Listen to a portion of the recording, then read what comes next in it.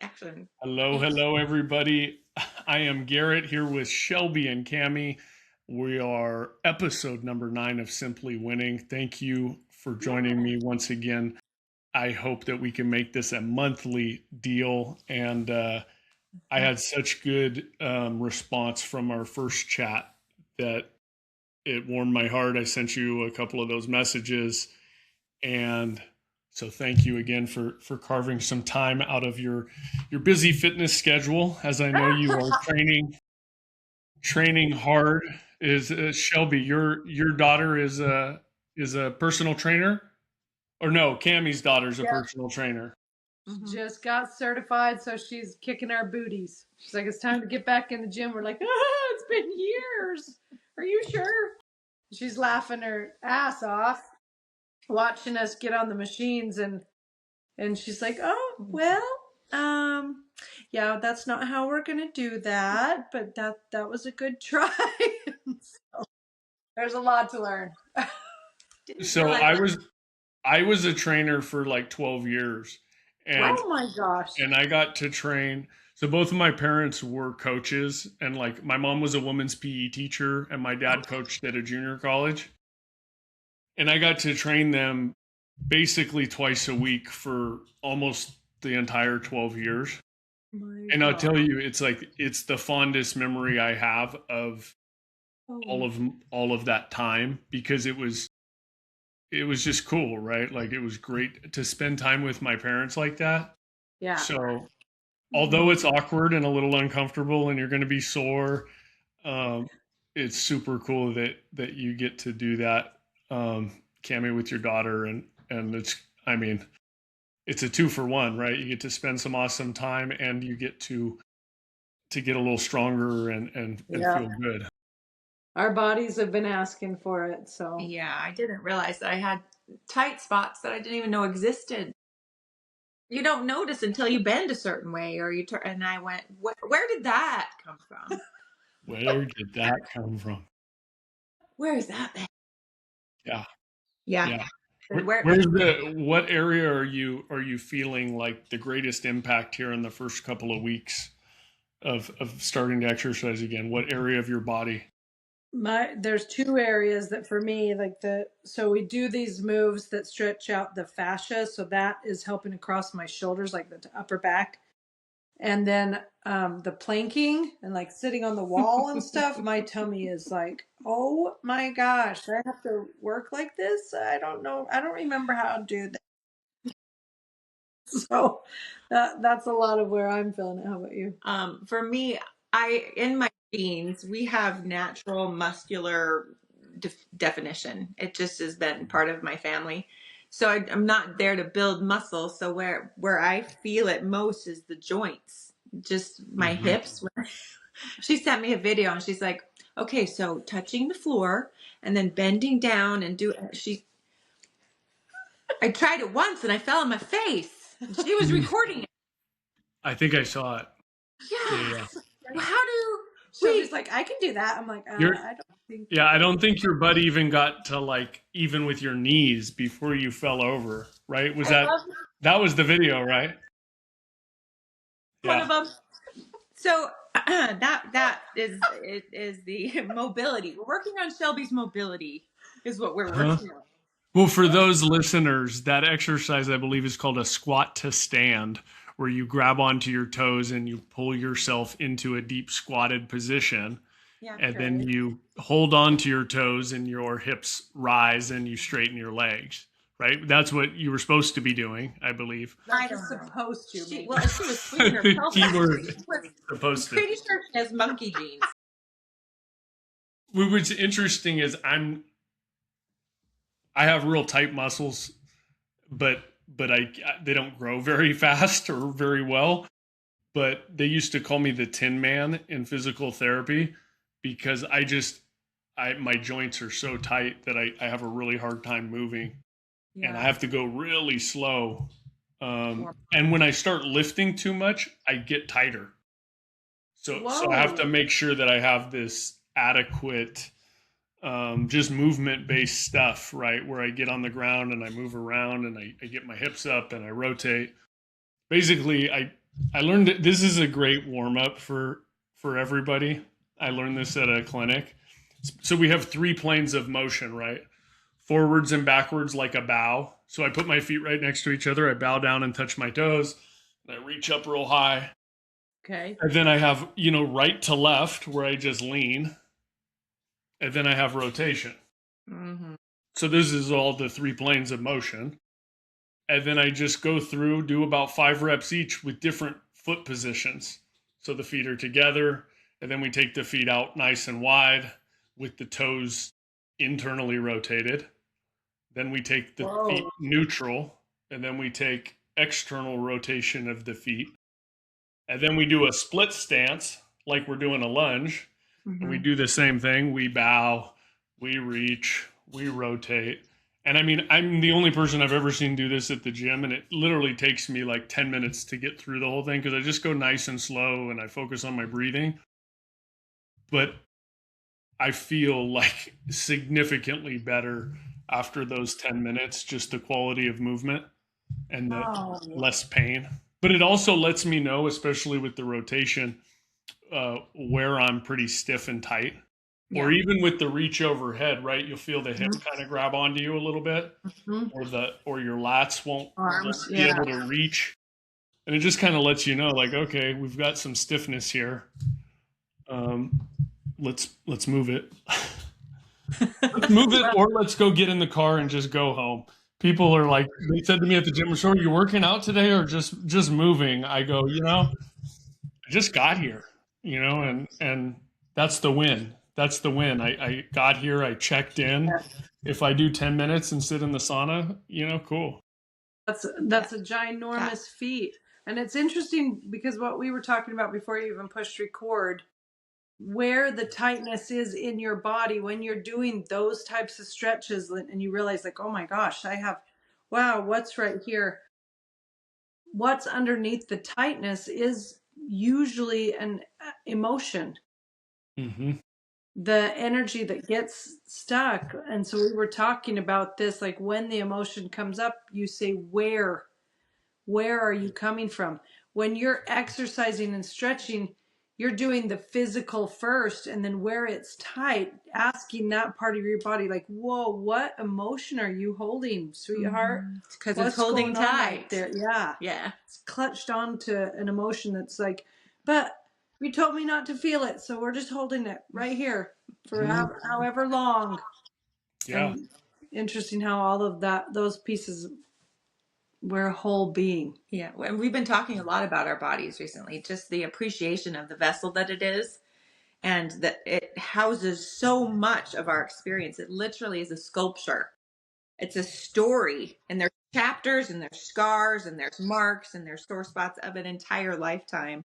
And the biggest thing that I focused on today in the gym was just listening. What does my body want? What does it need? How can I support it? Because my whole life, my body has showed up. I mean, I delivered 6 babies and I have been able to ride a 100-mile bicycle ride and 50 miles of running. I can't even remember what they're called because it's been years. But it was a long century time. ride. I rode a century ride. But my body has showed up and I have been just taking advantage of that. Like, my body's fine. I can do that. I can do that. And then as you get closer to these later years, your body doesn't do the same. And there was these moments where I felt like my body is betraying me. Mm. I have a body that's now not doing what I expected or used to do, and it's now betraying me. And that was quite the process to go, whoa, body, I am trying to blame you. I'm trying to make you an enemy and separate from you as if you haven't spent years of showing up and being there for me. And how can I now be here for my body? My body's tired. My body has held it for a really long time, and it's just like, when you're ready, you can address this stuff. I still got you. And now it's so tired. And I'm apologizing and acknowledging that I haven't been a great listener and I have taken advantage of my body. And now how can I be a support to you, body? and what is it that you need. Well, um and I think you described exactly how you do it at the beginning, where you said you're paying attention, right? Like all you can really do is give it the attention and the mindfulness Yeah. that it's calling for, instead of going like, oh, that muscle hurts today, I'm going to go over here and work this muscle, we'll deal with that one later. um, I think there's two different responses that the body does. One is like a physical response to things that have happened, right? Whether I stub my toe and I have a physical response, or I have a sore back because I did some exercise at the gym that was maybe a little too heavy, or whatever. Maybe it was just right. It tightened up my back, Mm-hmm. right? Versus I have this emotional response, right? When I think of emotional responses, for me, they show up in my stomach a lot. That's where I will feel it most. Mm. Every once in a while, I'll get like a tightness or an aching in my chest. And when I start my meditation practice, almost every time, the last thing to go is my tongue and my jaw, in terms Oh. of just relaxing. And I won't even know it until I finally get there. And it sometimes I get there quick, sometimes it's 10-15 minutes in, and I'm like, God, I'm over here focusing on my breath, but God. And they, my mentor told me an attempt at meditation counts as meditation. So this counts, right? Like there is no Sounds right. re, It isn't, re, Ethan. It isn't. It's so relaxing. meditation is not a results business, right? We're not in the results, we're in the now. The being. Yeah. Uh-huh. And I heard this the other day, and I know you two will like this, but a couple other people argued with me about this, and the statement was, most people live in a state of delusion their entire lives. Yeah. They live with their problem, trying to solve their problem. Mm. And that's where they spend their entire lives. Mm. And I heard that, and I started thinking about things I hear people talk about, and the conversations I have, and what is being shared in various places where I socialize with people. And I'm like, oh man, like 90% of the conversation has to do with like these problems. And typically the problems have to do with them. They're the problem. That that coworker of mine is the problem, right? That Yeah. that spouse of mine is the problem. I'm the You know, victim here. and yeah, and they're trying to fix it, right? Let me work on this. If I work on it harder, Mm-hmm. we will find some resolution that I am satisfied with. Mm-hmm. And I think it's back to suffering. That part of life, there is going to be suffering, and some of us can sit in that suffering a lot longer, than others. The book that I'm reading, and I showed you already, I'm going to show it again for anybody who's watching. All 7 people can write that title down. Um, um, but they talk about how they really study suffering, and how there is great information to be found in one's suffering Mm-hmm. that is transformational. Mm. And it almost like went like, oh, it's okay to suffer. It's okay. That's part of the human experience, For sure. right? And we're so busy in a society now where we can distract ourselves so quickly from feeling any sort of discomfort or emotions. no, we avoid it like crazy. Right. Yeah. That's the actual suffering. The That is. judgment. Yeah. There's a pureness of the emotion, and when I judge that, then I go into the suffering. Mhm. Byron Katie, who wrote Loving What Is, she talks about any time we're suffering, it's because we're lying to ourselves somewhere. And so that's what Shelby just pointed at, is the judgment of it. So when I would get angry as a little girl, the anger was pure. but then I would get angry at myself for being angry. Mm-hmm. I'm a good girl. I shouldn't be angry. Nobody else is angry. Why am I doing this? And I would resist what is, which was the anger. So I'd get angry at my anger, and then I'd drop into shame, like numbness. Let's pretend this isn't happening. Versus when the anger is there and just going, wow, anger's here. Let's dance with anger. Mm-hmm. That's the pureness of the emotion. And we are not taught to dance with that. We're like, oh my gosh, you're angry, go to your room. You're angry. We don't do that. You stop crying. We don't do that here. Men don't cry. Like all of the ways that we judge that the emotion came forward like a little kid. And we were like, no, you can't be here. This isn't okay. And so the pureness of the emotion is wrapped in judgment. And we now have entered into the suffering category, which there's still a lot to learn there. But to find the lie, it's usually this shouldn't be like this. It's a storied Well, emotion. you touched on two things that really stand out to me. One is the lying and the truth. And so I have to be willing to look at when I tell a lie, Mm-hmm. it's because I'm afraid to tell the truth. I'm afraid to tell the truth because of something that I perceive is going to happen if I tell you the truth.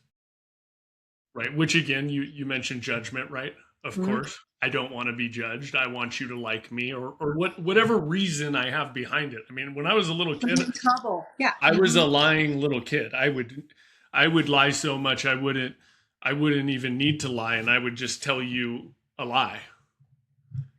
And that was I look back at that and go, boy, I was so accustomed to not telling people the truth about what I was doing and who I was spending time with and what I ate and you know, did I drink? I mean, the first time I got caught getting drunk, I was 15 years old. I walk into the house. I'd had my head out of my friend's car's window. I'd been throwing up all over my own arm. And Oh, I walk into the house and my parents stop me as I'm trying to go down to the room. And I'm standing there and I'm kind of swaying in the hallway. I had this exact same experience going And my mom says, "What is that on your arm?" And I just looked at her and I go, "Nick threw up on me." Even in my incoherent state that fast, somebody else puked on me. oh my God. Yeah, and but that's just how it was. Yeah. Well, I think we learned that is a survival mechanism. There's a lot of us that actually found a way to survive in situations by not telling the truth because lived in a abusive or dangerous space, or we believed that we were going to be unloved, and that in and of itself, that was a dangerous space to live in my mind. That if I tell you the truth and you know who I really am, you won't love me. And so we got to try this on. We got to try lying on to see what it feels like. But what's interesting is in some of the books that we've read, and even in the telepathy tapes on Spotify, it's a study of autism and autistic kids. In both areas that we've studied heavily, it says we are capable of telepathy. We're capable humans. We could talk to each other through our minds, but the only thing that's stopping us is our lies. The fact that we lie to ourselves and we lie to each other. When we can stop doing that, we will have no longer stoppers between you and I just having a conversation through our minds, or between us two having a conversation. Telepathy is available to everyone, but lies are what stop us. Block it. In my studies and understanding and experience, all children try lying on. Yeah. The ones who keep it up usually have a very controlling parent figure. Mm-hmm. And so the child feels Survival. powerless. And in creating a lie, they feel like they have a little bit of power. I can relate to that. that hits home for me. Um, you also said resistance, right? Of And if reality. I mean, if all spiritual growth was dependent upon my resistance and my clinging, like if we just wanted to like make it real simple and go like, why don't you just keep a journal and write down every time you feel resistance to something in the next week, and let's unpack it, right? Let's go there, because when I'm very diligent about it, I feel as if I can get to the root relatively quickly in the resistance. But when I'm not and I've ignored the resistance for a while, it hits me and it overwhelms me. And all of a sudden, I'm in this place where I'm judging myself. Damn, I had control of that thing about a week ago. I was feeling pretty good, right? I was skipping and chewing bubble gum and whistling, and life was good. It didn't matter what happened. I had no resistance. I was just like this. And then all of a sudden, I'm in my own way again. Fascinating. We're Yeah. fascinating humans. We really like to try things on many times just to be sure. Are you sure that that's what you want to feel? You want to feel rainbows and butterflies? Are you sure? I think we really appreciate the polarity and the duality. I think that we like to be reminded what joy feels like, so we experience some of the pain first. So, oh yeah, so the joy is actually so much sweeter because I was visiting the deep grieving first. So I think Yeah. we like to play in those duality. We remind ourselves of what's really valuable by having that opposing experience. Contrast. The contrast. Well, and an easy way to identify, because people are like, oh, I'm not resisting anything. I'm good. Like, I don't do that. Oh, we're so cute. Anytime we think that that shouldn't happen, he shouldn't lie, he needs to, we're supposed to, that ought to. all of those types of words, should, ought to, need, supposed to, must, have to, those, whenever they come, Byron Katie's like, you're about to lie to yourself. You're about to resist what is. You're taking the right now, which is that mindfulness that we're all like being invited into, which is come into your body and be with what is here for you right now.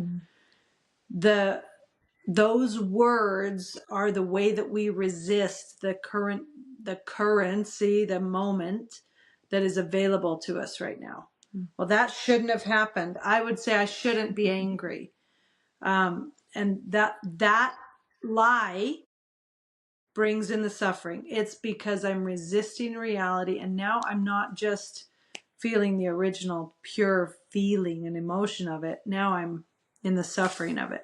And so that's a red flag for me, an easier way for me to experience or notice when I'm going, no, I don't want that. Yeah. I mean, again, right? Your attention, right? You're giving yourself attention. You're paying attention to the resistance. It's interesting. I don't even think people like the word resistance. Just like my earlier statement of delusion, we're living in delusion because we're always just so fixated on our own little problem, and then our problem lily pads from one problem. At first it's work, and then it's relationships, right? And then it's driving, then it's the weather, and then it's it just bounces around. I just got a problem with everything, and it's like wait a second. What if I just accepted that I'm that leaf in the river and I'm going out to the ocean and that's my life, and I'm just with. I try to remind myself of that, right? I'm just with nature, and nature has a natural flow, and in reality, like it just doesn't have anything to do with what Garrett wants. And it's not that you're with nature, you are. Right. Yeah. And it's that's just, it. I'm working on making that leap, but that's it. Yeah. Yes, I like that even better than what I said. Interesting too, because we talked about working out in the gym at the very beginning of this, and now we're talking about resistance. And you're like, where does resistance work? And I'm like, at the gym. That's really funny. That's where resistance gets to stay, is at the gym. But when we're here humaning, there you watch a tree, you watch the fish. There's no resistance. They're so in the flow and allowing the wind to move them and their roots to grow where they need to grow. It is being the nature that we are and remembering that where our cute minds, we are the ones with minds, and those minds want us to control. We believe that we have to control and that we have to have rules to live by and that it has to look a certain way and I have to have my wants met, and to just sit back and go, this is a fun movie. It's got all of its drama markers. I play the villain and the victim and the hero all the time in this movie. So I could try it on and see what it feels like and then go, oh yeah, I remember. I really like being nature. I really like letting go and just letting the water flow. And it's a beautiful reminder, but we also appreciate jumping out for a minute and forgetting so that we could come back and go, oh yeah, this is where the sweet spot is. Oh yeah, I almost forgot. I took advantage of it. So I got to step out for a minute so I could jump. It's it, it's nice when there are times where the thoughts live in the background of what's going on, and the thoughts can kind of come and go, right? And I'm sure you guys have experienced this, where you just don't attach to them. They can kind of come in, and you're like, well, that's even the strange thoughts, right? You don't pick it up and play with it too much. Like, well, why did I think about jumping off the roof? I don't know. I just did. It just popped in my head. I wanted to know what it was like to be a bird. I don't know. Um, but just like I feel like I spent a lot of my life taking a weird thought like that, and going, something's wrong with me. Something's wrong with me, and it needs fixing. And what I need to do is spend more time and attention with this thing that's wrong with me. Because if I spend more time and attention, I'm going to find the solution. Yeah. And then what happens is you get sicker and sicker and sicker, and you look outside and you walk by an apartment complex and you go, if I ever had to live in one of those, I don't know if I'd make it. And that's the thought that comes into your head. Oh man, I don't know. If I ever had to drive that car, I'd probably just give up on life. That's not what I want to do. If I had it as hard as them, I probably wouldn't be here. And that's all you see. And I don't know. I don't think I'm alone in kind of that experience. But I did feel very alone when I spent the majority of my time in that experience, because I didn't have the courage to let it out of my mouth. That the shame that comes in. Every one of us as human beings have these crazy thoughts like, oh my gosh, what if I crash? What if my car just drives off the side of... We just have these crazy weird thoughts, and then shame comes in right behind it and says, don't ever let anyone know that you thought that. And don't speak it. Don't share it, because you're the only one that thinks like this. So as soon as we do what exactly what your example was, is just hold it and focus on it and turn it around, but keep it in. The saying is, we're only as sick as our secrets, which it starts out with these silly little thoughts that we are like, what's wrong with me that I would think that? One of our clients, his daughter was severely mentally ill and very violent, and really caused a lot of problems for her little brother, and like the whole family just was really, really struggling because of her violence. And the father's like, I don't know what to do for my girl. And there were so many different things that they'd tried and none of it was working. And he broke down in front of Shelby and I because he had had a thought that he was so ashamed of, that it would be easier if she wasn't here. And he's like, what kind of father am I? I'm a horrible person, and I can't believe I let you hear me that I thought that. And the truth is, we all have these thoughts all over the place, and the whole full gamut, and there's nothing wrong with us. We don't need to entertain them. We can do what you were saying, sit in the seat of the soul and observe them and go, wow, that's a thought. Ooh, that's a crazy one. Whoa, wow. But when the suffering comes in is when we believe we're wrong because we had the thought, and that we're different and that we should be ashamed of ourselves, and we try to keep that secret. That one thought can all of a sudden turn into a lifetime of depression and lead to so many other thoughts that are damning and painful and heavy. So the story unfolds, and it keeps unfolding, right? And we keep. I read this the other day. It was like anytime you hear somebody sharing a story about the past, it's probably not accurate. 99% of the time. Right. They've added things to it over the years. It depends on the audience. It depends on this. It depends on how they're feeling, the night of sleep they got last night. What did they have for lunch? All these things shape the story. Yes. Yeah. But these stories can hold us captive. Mm-hmm. I was walking with a friend of mine the other day, and we're both in recovery.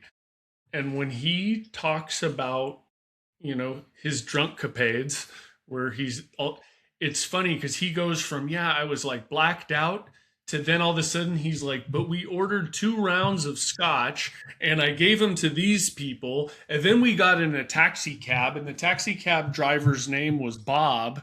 And I looked at him just last night, and I go, how do you go from having a blackout to having this immaculate recall of something that happened 15 years ago when you were really drunk? He's like, I don't know, it's just a gift.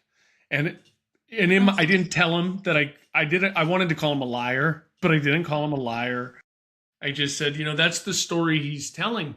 But when we really pay attention, I think it's our responsibility, maybe with those that we care about, to challenge their story a little bit. I mean, in a respectful way. I haven't figured out how to do it tactfully yet. It usually creates a lot of resistance. You don't want to go, bullshit. Yeah, that's not true. I'm pretty sure you're lying. Could you rewind and tell me what really happened? Oh man. Well, and I don't think we ever really can. Like we truly believe it. The thing is believing that have any kind of value? Does it benefit us? Yeah, is it benefiting us? It must benefit us, or why would we spend time believing it or resharing it if there wasn't a benefit? Yes, the benefit There's is a payoff. that I'm the victim. Yeah, I there's get a payoff. pity. I'm right.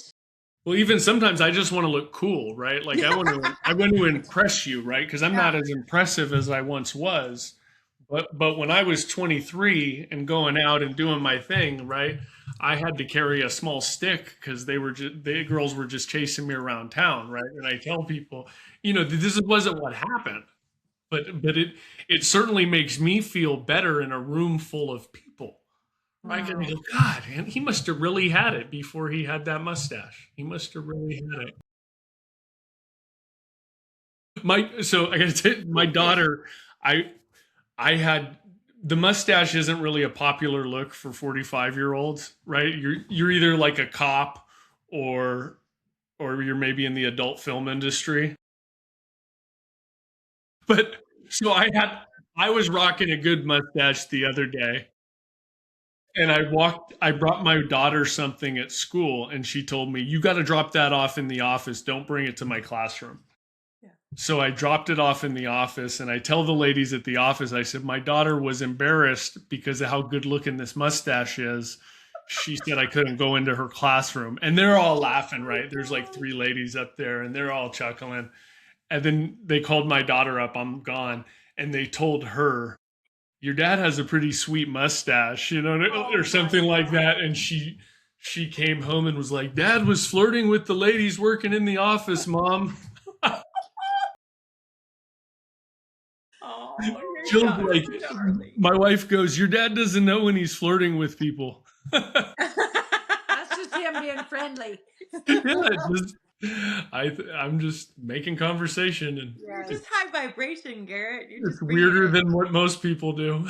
Yeah. Connecting. It's bringing your vibration to the space. It's beautiful. It's, I want to ask you a question. You talked about delusion a couple of times. I'm wondering what you believe your biggest delusion is. ooh, that's a really good question. I I think the biggest delusion that I probably have is that I don't deserve, the life that is unfolding around me. Mm. Whoa. Girls, do you want to say hello to my friends? We This get is to Shelby meet and you. Cammy. Hi, sunshine. Hi. You're making your Oh, premiere on the podcast. We'll talk about it in a minute. All right, we'll see you later. Love you. Nice to meet you, sweetheart. It's beautiful.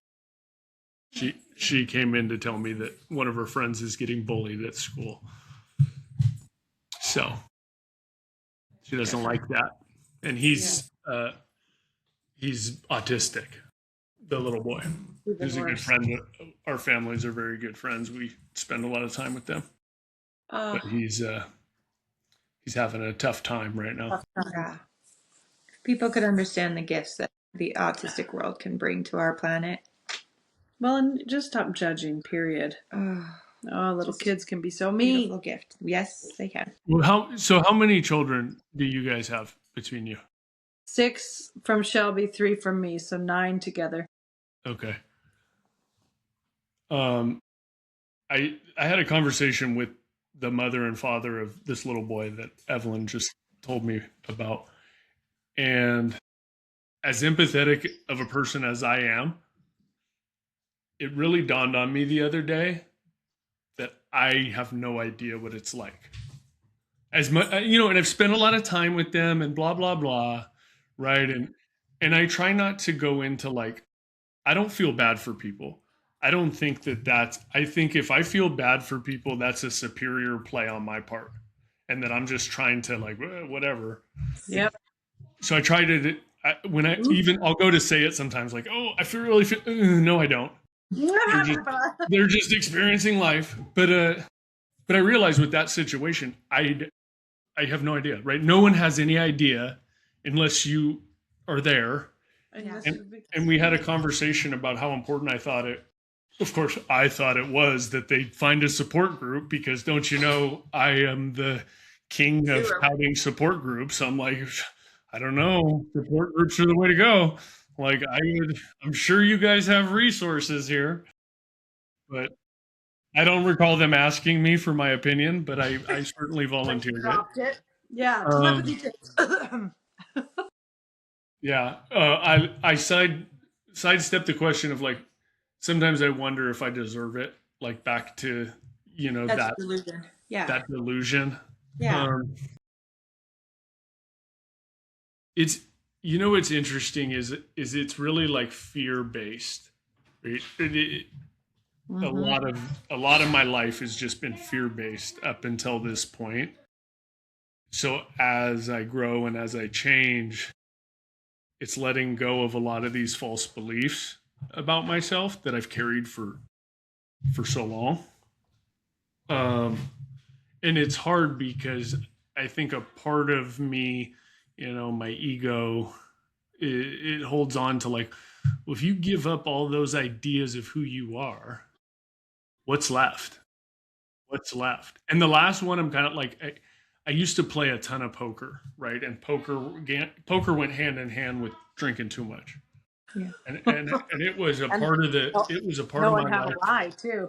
Ugh. Yeah, and not telling the truth. Yes, very. They were all related for sure. Good at deceit. You're Let's go. good poker Let's make some player. money on this Good shit. job, Garrett. And I would just spend hours, right? Like I lived in Vegas for a couple of years. I sat at a table for 2 years, and I just pretended that I was a different person. Do you want to say hello too, Cameron? Hey, bud. Here, stand up here and say hello. This is Cameron. Stand up. There you are, sweetheart. That's her name. Ah, we're on a spinning chair. We're both on this spinning chair. Okay. All right. I gotta go get a charger. All right. I'll see you in a little bit. We're Beautiful. almost done. 10 minutes.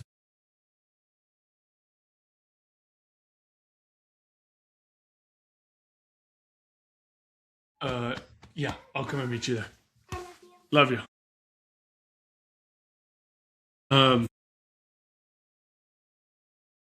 I forgot where I was. You're talking to the parents of and dropping resources. Oh, Yeah. you were talking about poker. How are you getting in poker? Oh yeah. So there's that period of my life that is like just all warped, right? That I don't have real consistent time reference. I behaved in a lot of ways that I wasn't real proud of. And I've done a lot of work to look at it, but there's still, when we were talking about the thoughts, right? And every once in a while when those thoughts pop up, like, why did you do that? And there's no answer. I mean, there is an answer, right? Yeah, but it's not going to be helpful for you to find that. Correct.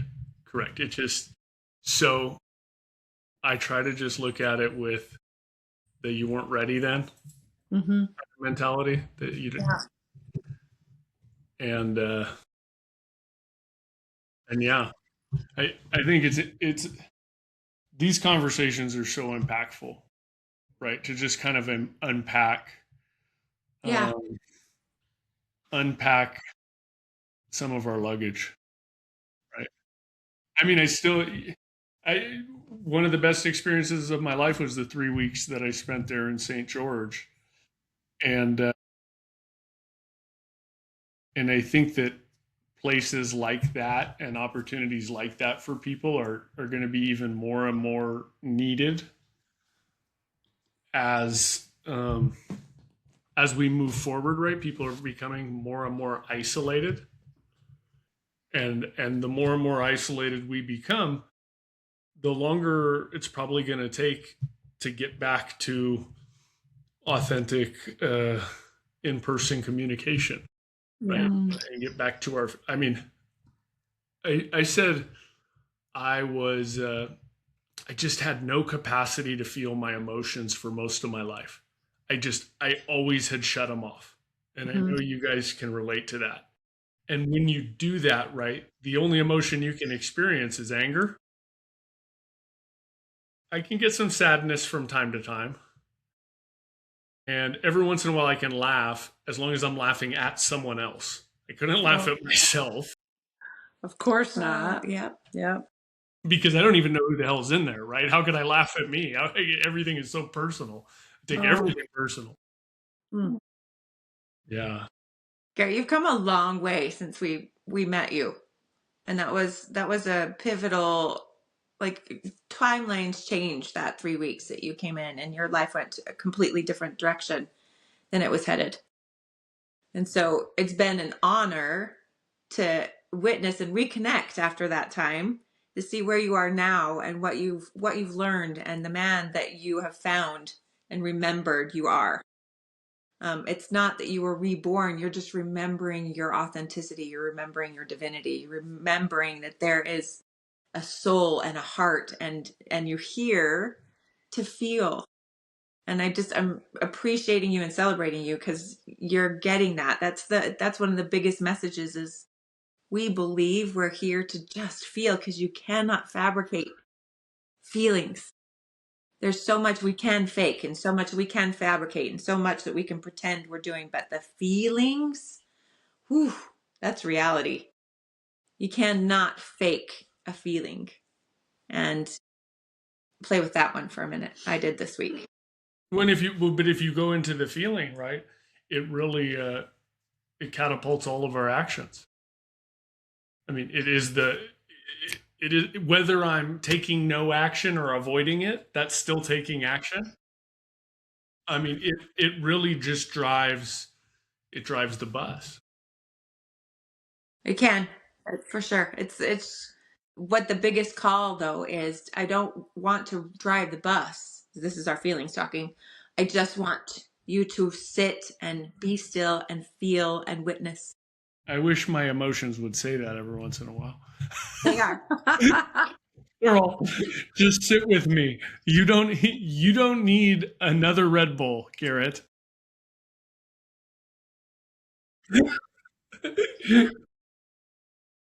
I will not go anywhere. They're just these little kids that want our attention. Just like, and it's fascinating that we got to see your two kids. Yeah. They want dad's attention. They want a hug from you. They want to tell you something. Yeah. That is all our emotions are.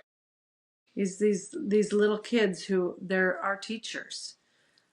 There's an explosion of misunderstanding, and this emotion showed up, and it just wants us to validate that you're here. I can see you.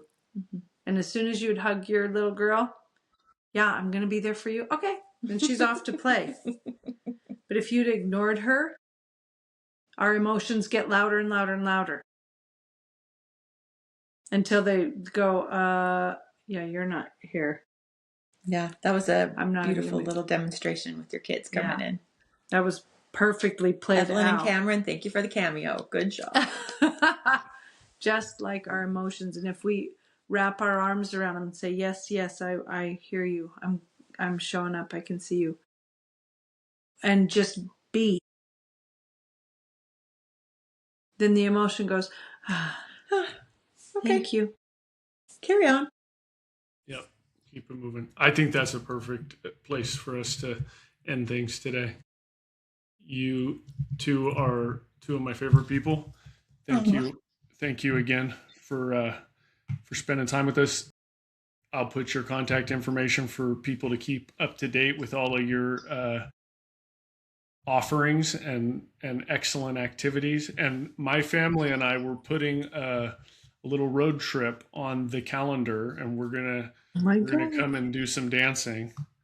So we're renting a motorhome for a week, and so we're gonna. I said to my wife, I said, Jill, we got to make this motorhome go to St. George, and we're gonna on a Sunday, right? Sunday is the day. Yeah. So it's on the calendar. Garrett! But,